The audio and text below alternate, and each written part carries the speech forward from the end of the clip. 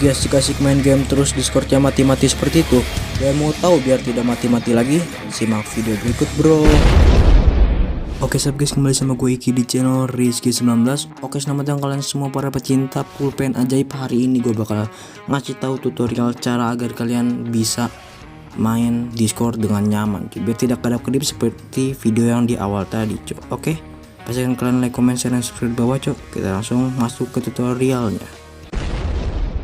Oke, jadi kalian klik general, pokoknya general dari kiri itu, terus kalian klik join voice, dan lalu kalian klik speaker di kanan bawah sampai yang telepon yang X itu yang disconnect, lalu kalian klik, lalu kalian jangan phone ya, lalu kalian ke speaker. Tapi kalau kalian pakai handset boleh ke di situ ada bacaan handset lah.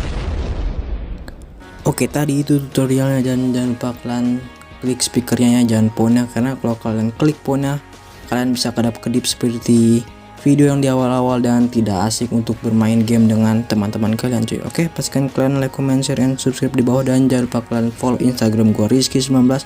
Oke, peace. Kiss my homie goodnight. Kiss your homies, baby.